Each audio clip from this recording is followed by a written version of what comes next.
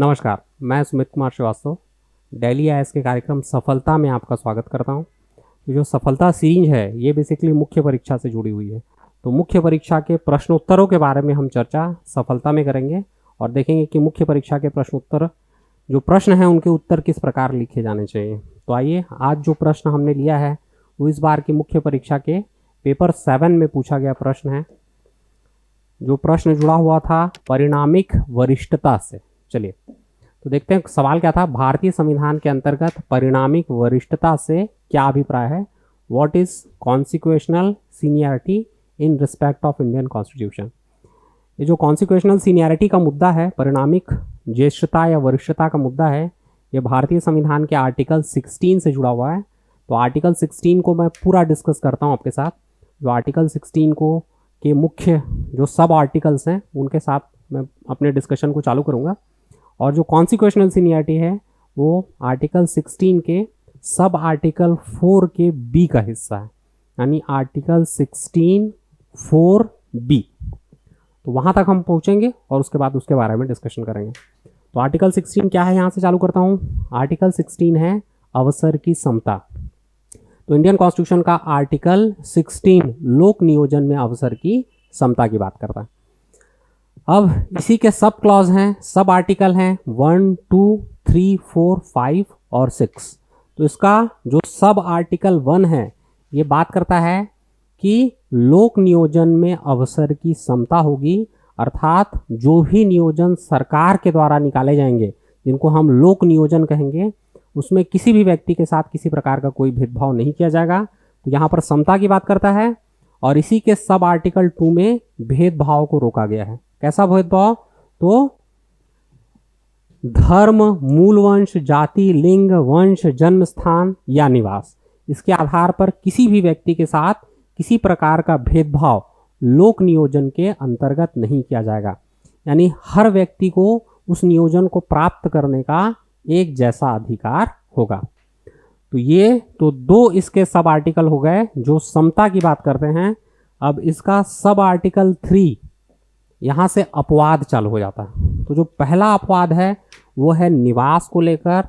तो कुछ विशेष परिस्थितियों में भारतीय संसद निवास को लेकर कुछ भिन्न प्रावधान बना सकती है, परंतु ऐसे प्रावधान बनाने का अधिकार केवल और केवल भारतीय संसद को होगा।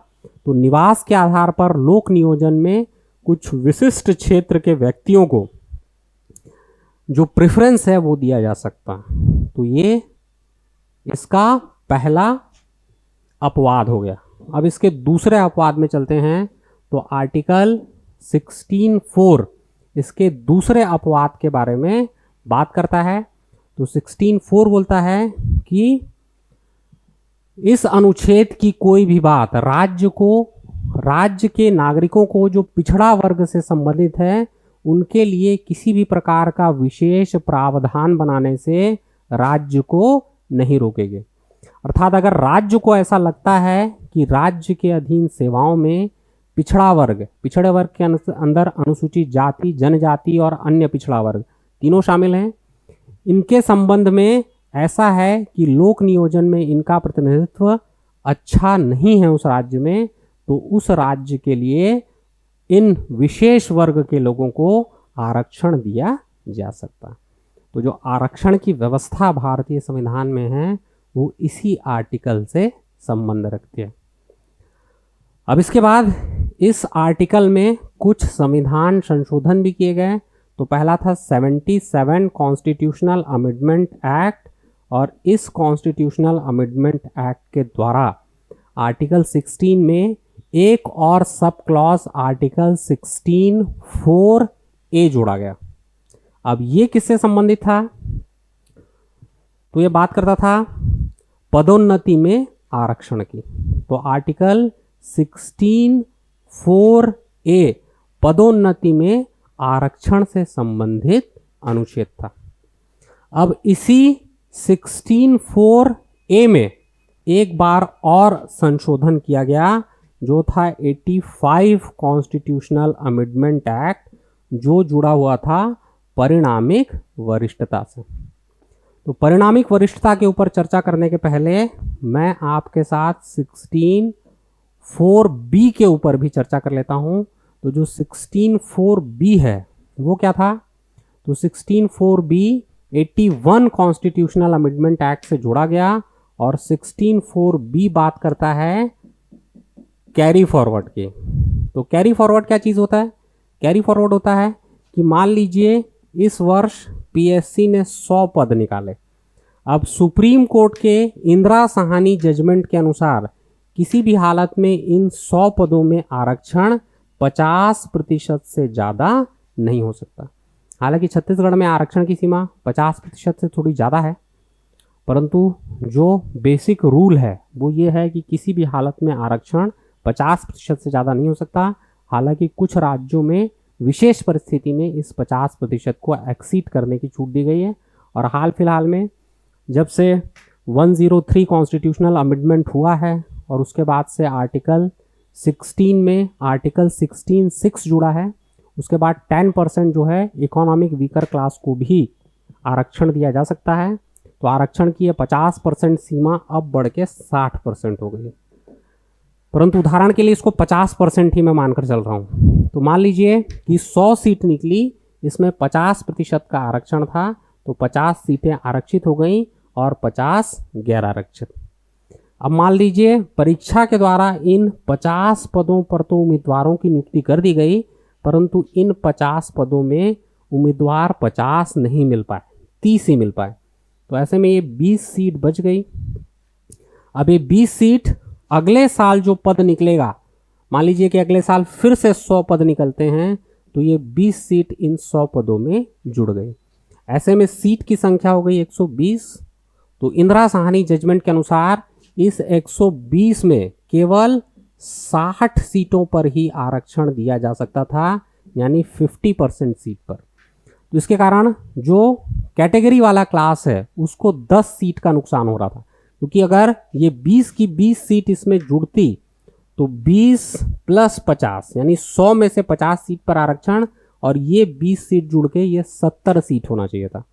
तो जो 10 सीट का लैक हो रहा था, इसी लैक को खत्म करने के लिए ये कॉन्स्टिट्यूशनल अमेंडमेंट किया गया था और कैरी फॉरवर्ड को इसमें जोड़ा गया था। कैरी फॉरवर्ड का मतलब है कि जो 20 सीट है ये अगले साल कैरी फॉरवर्ड होगी, अर्थात ये 20 सीट बैकलॉग सीट होगी और इसमें केवल उसी श्रेणी के उम्मीदवारों की भर्ती की जाएगी, यानी जो आरक्षित सीट थी वो जनरल सीट में बदलेगी नहीं, वो आरक्षित ही रहेगी। और जो नई 100 सीट है उसमें 50% आरक्षण की सीमा लागू होगी, जो इन बची हुई 20 सीटों पर लागू नहीं होगी। तो ऐसा हो जाएगा कि 100 में से 50 सीट जो थी वो इस साल आरक्षित थी और 50 गैर आरक्षित। अब ये 50 में 20 जुड़ गया, यानी आरक्षित सीटों की संख्या हो गई 70। तो मेरे ख्याल से आप समझ गए होंगे कैरी फॉरवर्ड क्या है। कैरी फॉरवर्ड की एक सिंपल सी मीनिंग है कि जो सीट है वो कैरी फॉरवर्ड होगी अगले साल, अर्थात जिस कैटेगरी की सीट है अगले साल भी उसी कैटेगरी की सीट रहेगी और 50% के आरक्षण सीमा में उस सीट को जोड़ा नहीं जाएगा। तो सिंपल, यहाँ पे 100 सीट निकली थी जिसमें 50-50 का रेशियो था, 50 जनरल और 50 आरक्षित। इसमें जनरल वाली 50 सीट भर गई, परंतु यहाँ 30 सीट ही भरी तो 20 खाली रह गई। अब ये 20 सीट अगले साल कैरी फॉरवर्ड होगी, तो ये हो जाएगा 100 + 20। और ये जो 20 सीट है वो 50% की सीमा पर, 50% की सीमा इस 20 सीट पर लागू नहीं होगी। तो 50% की सीमा के अनुसार इस 60, 50 और 50 आरक्षित और 50 गैर आरक्षित सीटें होंगी, और इस 50 में ये 20 सीट जुड़ करके 70 आ जाएगा। तो ये सिंपल कैरी फॉरवर्ड लॉ हो गया। अब कैरी फॉरवर्ड के बाद हम लोग समझने की कोशिश करते हैं परिणामिक ज्येष्ठता की। जो परिणामिक ज्येष्ठता है वो 85 कॉन्स्टिट्यूशनल अमेंडमेंट से जो पदोन्नति में आरक्षण है उसके साथ ही जोड़ा गया था। अब ये क्या होता है इसको भी मैं एक उदाहरण देकर आपको समझाने की कोशिश करता हूँ। तो मान लीजिए कि 2 कैंडिडेट हैं, एक जनरल क्लास का कैंडिडेट है और एक कैंडिडेट कैटेगरी वाला है।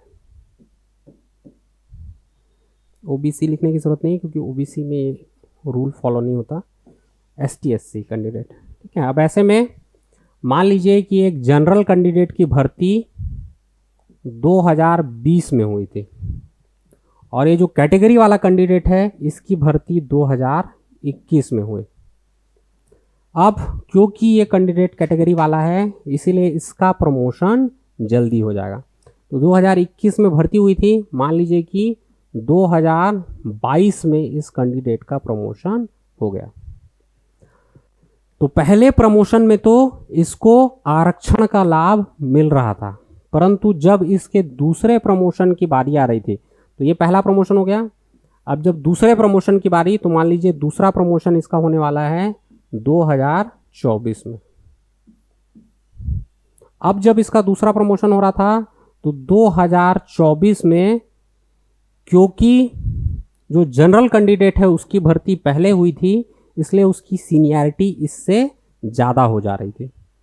इसके आधार पर, समय के आधार पर, तो जनरल वाले कैंडिडेट को प्रमोशन पहले मिलना ड्यू हो रहा था, जिसके कारण ये जो आरक्षण का लाभ है ये केवल एक ही प्रमोशन में मिल पा रहा था, दूसरे प्रमोशन में इस आरक्षण का लाभ नहीं मिल पा रहा था।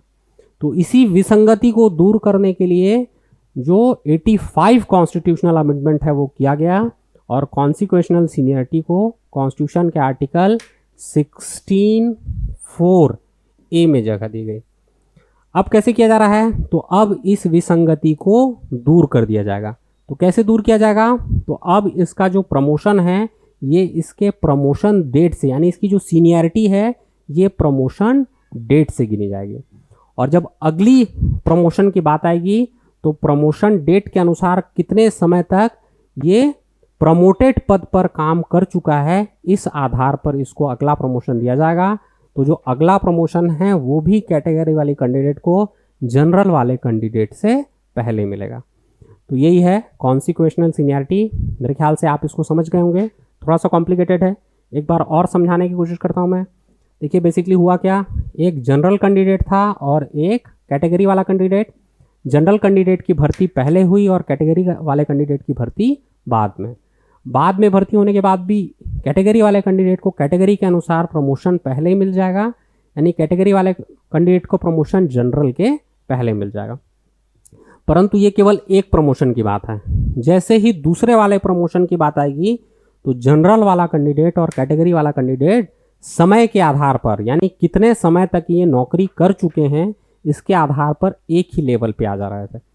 तो ये वाली विसंगति को दूर करने के लिए परिणामिक ज्येष्ठता को लाया गया। तो अब व्यवस्था ऐसी कर दी गई है कि जो कैंडिडेट कैटेगरी वाला है उसको दूसरे प्रमोशन में भी प्रेफरेंस दिया जाएगा।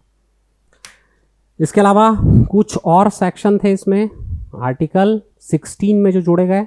तो आर्टिकल 16 में एक आर्टिकल 16 सब आर्टिकल 5 है जो बताता है कि अगर कोई विशेष पद किसी विशेष धर्म से संबंधित है, किसी विशेष धर्म को लेकर, किसी विशेष ट्रस्ट को लेकर निकाला गया है, तो इसमें जो धर्म के आधार पर जो समता की बात थी, धर्म के आधार पर जो आपका अवसर की समता आपको स्थापित करनी थी, उसमें थोड़ी छूट दी गई है।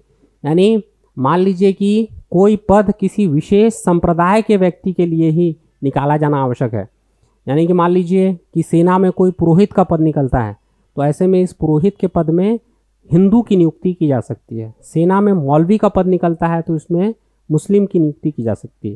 यानी ऐसा कोई पद जो किसी विशिष्ट धर्म को लेकर ही निकाला गया है, किसी विशिष्ट धर्म के तहत ही निकाला गया है, तो उसमें जो आर्टिकल 16(2) है वो लागू नहीं होगा।